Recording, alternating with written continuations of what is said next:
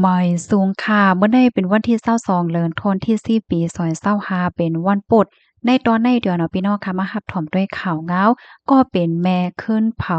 หล่อนเลียงตัวเจ้าเก่าได้ค่ะเมื่อวันที่21เดือนธันวาคมที่4ปี2025ได้มีข่าวเหงาออกมาว่าผู้มีบุญพรผู้ใหญ่ก้นหลวงเขาไล่รับตึงลาดว่ามีก้นหวานฮบทบหันขับโตลูกอ่อนเลี้ยงให้นั่นเสียก็ไล่ลงปื้นดีกว่ากดทัดด้วย ลองตั้งเปิงเป็นมันในแต่กอเมื่อวันที่17เดือนธันวาคมที่4ปี2025ที่ป่นมานั่นมีก้นวานกว่าครบทบหันคาบโตหล่อนเลี้ยงแต่เกิดค่ะเนาะเป็นหล่วนจ้ายเนี่ยค่ะตึงมีฮกมีแหกที่จับไว้อยู่ค่ะก็เป็นแม่เนี่ยก็เอาลูกอ่อนในห่อไว้ให้ดีในผ้าสีปยก็เอาไผ่ในค่ะนะจุดเผาเฮ็ดจังได๋คะถึงตีอันเป็นคาตั้งสองฝ่ายของหลอนเลียงนั่นค่ะนะถูกหญ้า ไม่กว่าเฮ็ดจั่งใดคะก้นวันเขาโฮบทบหันได้ก็มันเป็นหิมพร้อมแลนป่าเนี่ยค่ะนะเป็นหิมตั้งเนี่ยค่ะมีในวงกลางวานโน้นสวรรค์เอิ้งหน้าฮี่และเอิ้งพลงามเจเว้งอากาศอำนวยเจดอนสกลนครเมืองไทยเนี่ยกับในตั้งฝ่ายผู้มีบุญพรเขาในก็จ้อมไต่เงินจ้อมหาว่าไผเป็นแม่ไผไหก็เอาล้วนในมาไว้ดีในว่าสว่าจังไหนคะเนาะด้วยจ้อมกองถ่าย CCTV ว่าสว่าจังไหนเอาข้าวยามอยู่หลายวันหนาวถึงที่เปิ้นเลยรับรู้ว่าก็เป็นแม่แน่จึงฮ้องว่านางสาวเออายุไล33ปีเป็นก้นหวานโพนงาม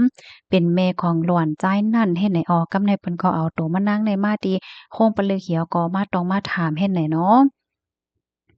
มานั่งเนี่ยก็ย่อมรับว่าจายาวาไลเอา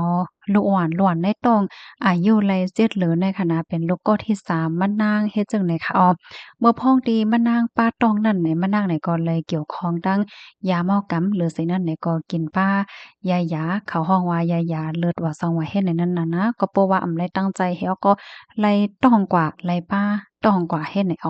มื้อวันที่16เดือนธันวาคมที่10ตีป่นมานั่นไหน มานั่งต้องเจ็บปยกเลยเข้ากว่าที่ในห้องน้ำเมื่อพ้องตีเข้าห้องน้ำอยู่นั่นแหละลูกอ่อนก็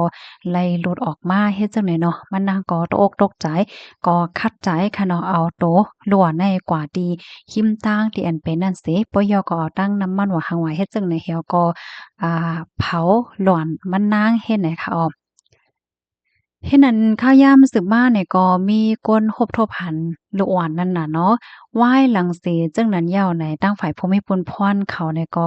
ไล่เอามานางในกว่าจี้แหนตีอันมานางเอาลูกมันกว่าแปดกว่าหังให้แหนมานางก็ตั้งไห้ตั้งลาเทศเนี่ยเนาะปยก็นั่งลงให้ยกมือไหว้เนาะกันต้อลูกอ่อนมันตีอันเลยเฮ็ดกว่าจึงนายเนี่ยภูมิพลพรเขาเนี่ยก็ได้เอาตัวมานางในกว่าทัดด้วย